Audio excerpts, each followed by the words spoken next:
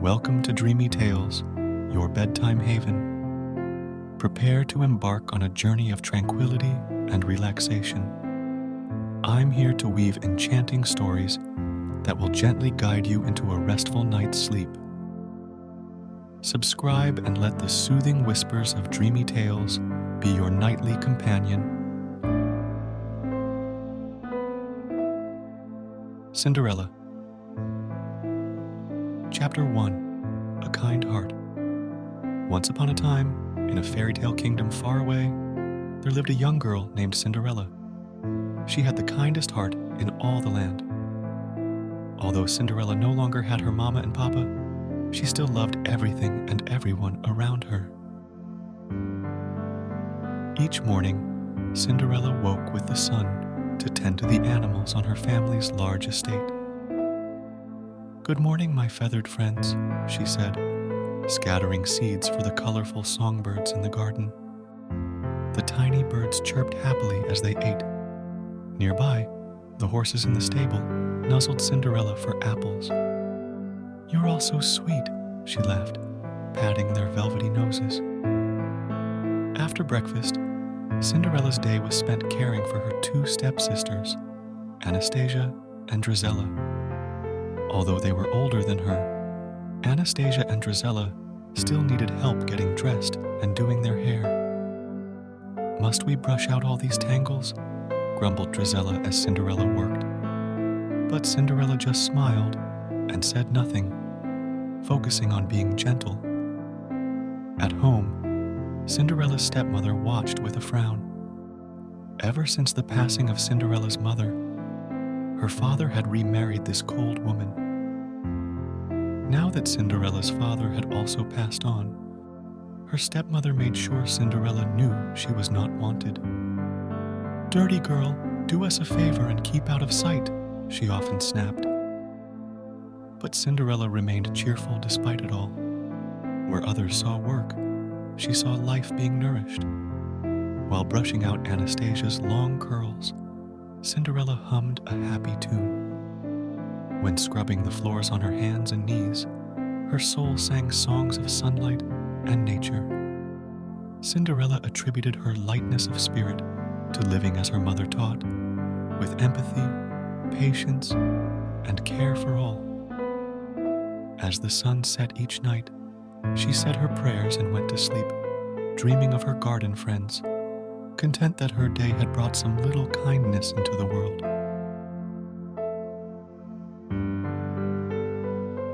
Chapter 2. A Dream in the Ashes. All was quiet in the estate gardens as dusk fell. Cinderella sat brushing her hair by the pond, gazing at the first stars emerging in the purple sky. Beyond the garden walls, festive music and laughter drifted through the warm evening air from the village below. "What is all the merriment about?" asked Anastasia, coming upon Cinderella with Drizella. Cinderella smiled. "The kingdom is preparing for the royal summer ball at the castle. Every year on this night, the prince invites all young men and women to celebrate and dance the night away." Drizella scoffed. "As if we would attend such a silly peasant affair. We have much more refined tastes."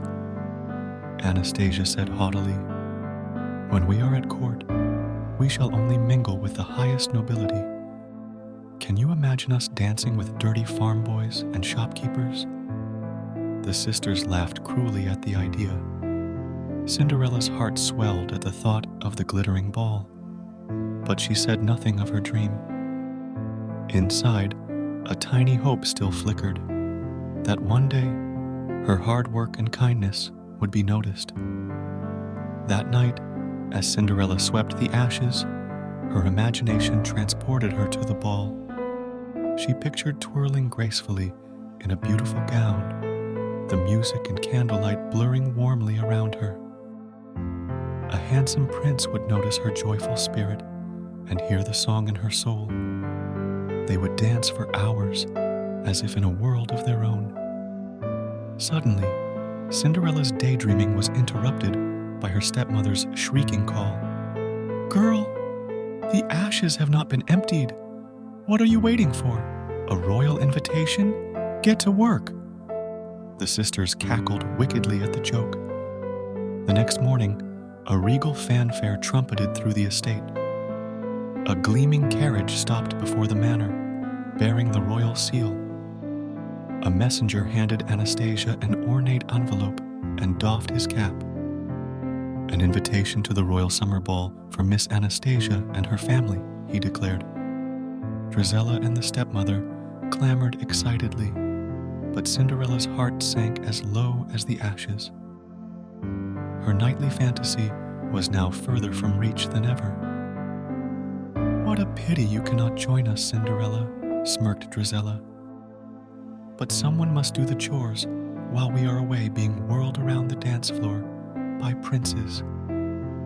Cinderella bit her quivering lip and bowed her head, fighting back tears as her family preened and plotted their finest attire for the ball. But when they had gone, leaving her with a mountain of tasks, Cinderella let the sadness flow like a quiet stream. She had kept hoping against all odds that her dreams would come true, like in the fairy tales her mother told.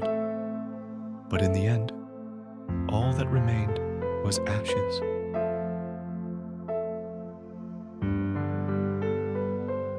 Chapter 3: A Spark of Magic.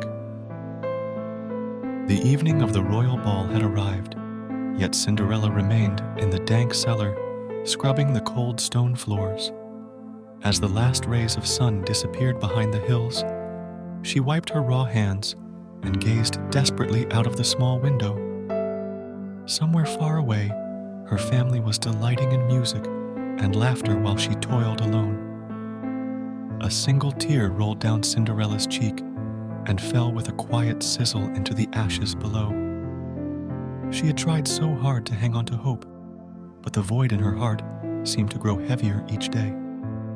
Just then, a warm, glowing light appeared outside the window, growing brighter and nearer until it floated right inside. Cinderella blinked in amazement. A beautiful, luminous woman dressed in silvery robes hovered before her, her features as radiant as the moon. "Fear not, child," said the woman in a soft voice. "I am your fairy godmother. I have come to help you attend the ball." Cinderella gasped. "But how? I have no dress, no carriage." Her godmother smiled knowingly. "All things are possible through magic and belief. Now, what would you like to wear to the ball, my dear?" Cinderella's eyes filled with beautiful images. "Oh, something silvery blue like a twilight sky, with tiny glimmering stars sewn all over." The fairy godmother waved her wand. In a swirl of sparkles, Cinderella's tattered rags melted away to reveal the most exquisite gown, just as she had described. Delicate slippers appeared on her feet, fashioned from the clearest glass. "You look every inch a princess," said the fairy. "Now one more gift for your transportation." She waved her wand again. A magnificent glass carriage took shape, pulled by 2 regal snow horses with silver bridles and crowns of moonflowers on their manes. Cinderella drifted her hands over the gown in wonder. "But how will I dance all night without tiring? And what will happen at midnight?" Her godmother replied with a wink. "Fear not, for your magic shall fade precisely at the final stroke of midnight. Now go forth and dance, but remember, you must return here before the clock strikes 12. Farewell and enjoy the ball." With a joyful heart, Cinderella stepped into the glass coach and was whisked magically away towards the illuminated castle. At long last, her dreams were taking flight, thanks to the magic of love and hope that would always remain no matter what.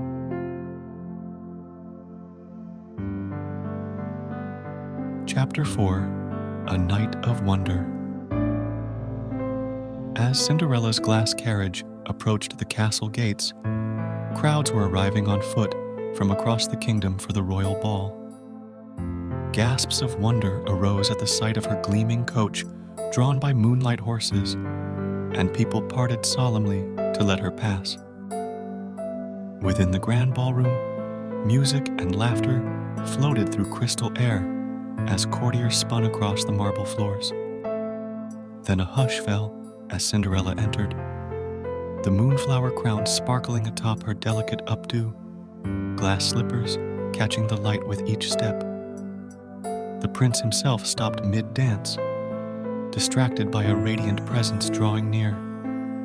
His bright eyes met hers, and an understanding passed between them beyond words.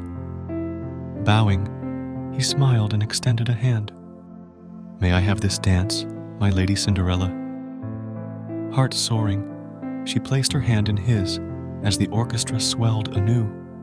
Their dance was magic, a chorus of joy and carefreeness, as if they danced for an audience of stardust alone. The prince found himself lost in thoughts of her starry eyes, wondering who this maiden might be underneath her magic. The hours melted away in their dances. During pauses, Cinderella savored bubbly spring punch by the gardens, chatting with noblewomen drawn to her infectious spirit. Always, she discreetly checked the clock, dreading every chime that brought midnight closer. At the final stroke of 11, the prince sought her once more. "One last dance, my lady, before the evening ends, that I may commit this night to memory," he said warmly. Their slow waltz left the others watching with sighs, as if all the world's love had found a song. But as the final chime of midnight tolled, Cinderella gasped. Her magic was fading. Shining flecks rose from her form, the clocks booming a summons she couldn't ignore. "Farewell, my prince," she cried, bolting through the courtyard. But in her haste, one delicate glass slipper fell from her foot and shattered on the steps. The doors closed as the last glints of magic disappeared into the night. Stupefied courtiers whispered of the mysterious maiden. But the prince's heart had found its light, and he gazed at the lone shimmering slipper, vowing to discover the owner and make her his bride. For her soul song had stolen into his, and he would search all the kingdom to find its match.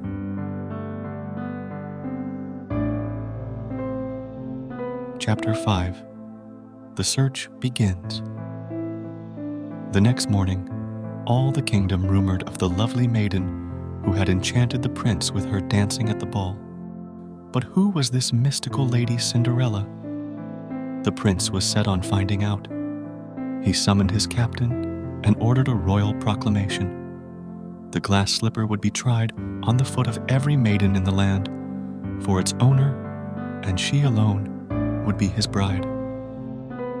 Cheers rose up as the announcement spread across the countryside. At Cinderella's home, her family frenzied over their failure to learn the mysterious beauty's identity. "You fools," scolded the stepmother. "While you dallied, a princess may have been found. We must get to the slipper first." They raced to the castle in their finest carriage, pushing past crowds eager for their turn. But alas, the slipper was much too petite for Anastasia or Drizella's feet. Peals of mocking laughter followed them in defeat as they sneered away. Days passed as the prince's men visited every hovel and manor, with still no match for the slipper. At an inn one evening, the captain recounted their mission to rest. Just then, a certain stable boy spoke up. "I know where it may fit." The next morning, they arrived with trepidation at Cinderella's home. Though her family denied her claim, Cinderella appeared with tearful eyes and showed them kindness as always. "Captain, I know not why you are here, but your journey seems long. Do come in and rest yourselves." Upon seeing Cinderella's delicate feet, something stirred within the captain. He had her try and gasp. It was a perfect fit.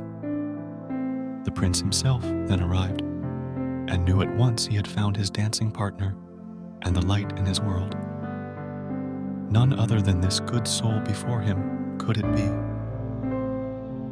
At last, realizing Cinderella's identity, her cruel family fell into fits of wails and denials. But the prince took Cinderella's hands with a soft smile.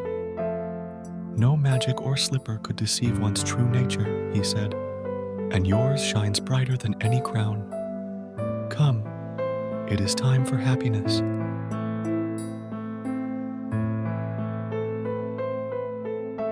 Chapter 6. A Perfect Fit. A hush fell over the crowd gathered at the manor home as the prince took Cinderella's hands. Her eyes gleamed with joyful tears, meeting his gentle gaze. Though she felt unworthy of this fairy tale unfolding, his smile said what words could not, that he saw her spirit, and it was beautiful. Leading her to the glass coach awaiting outside, he said, "My search has led me to you, kind Cinderella. At the ball you gave me a gift beyond compare, a glimpse of light to guide my way. Now, will you make me the happiest of men and agree to be my wife?" Cinderella's heart swelled near to bursting. "Oh, Prince, I never dreamed my wish could come true. To think that all this time, the love I hoped for was right before me." She looked around at the villagers, bearing witness and beaming. "There is no place I'd rather be than by your side." The coach bore them swiftly to the grand castle amid cheers from townsfolk. In a lavish ceremony, with all the kingdom in attendance, the prince and Cinderella were joined as husband and wife beneath a canopy of silk and stars. As first lights of dusk sparkled through the ballroom windows, the celebrations began anew. The newlyweds' first dance was one of passion and destiny fulfilled. Two souls moving as one to music only they could hear. While Cinderella had danced with the prince before, this was truer than any dream. Later, she wandered the rose-lined corridors, stopping to gaze from an open archway down at the villagers dancing merrily in the fading light.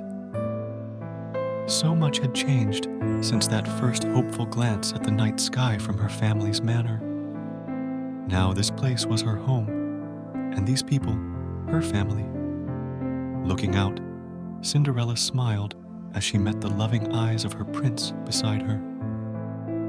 Though her story had magic, its greatest lessons were of the power in an open heart, how even the smallest acts of kindness can change another's world forever. And their happily ever after was only just beginning. Chapter 7. Happily Ever After. The summer bloomed lush and bright across the kingdom, warming the hearts of all within it. At the royal castle, Cinderella basked each morning in the golden glow of her fairy tale, dreams made real. She tended her garden and sang to her feathered friends with an extra liveliness, her spirit now free as the songbirds. In the village below, her story flowed through the hearts of all who heard it. How a simple act of hope and goodness had broken the cruelest of fates and led to this new peace. Children received it eagerly at bedtime, their eyes wide with wonder that such magic still existed. From the fields to the shops, a renewed sense of community filled each day's work with laughter and light. At the manor once belonging to Cinderella's old family, things were quite changed as well. With their bitterness dissolved by love's clarity, the sisters readily helped their mother let pride's shackles fall away.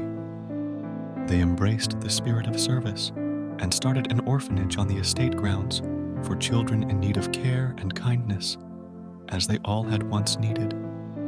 As the seasons passed in harmony, within the castle, a new light also grew. When spring returned once more, Cinderella and the prince rejoiced at the birth of their daughter, a princess with eyes as bright as the stars and a sweet yawn like birdsong at dawn.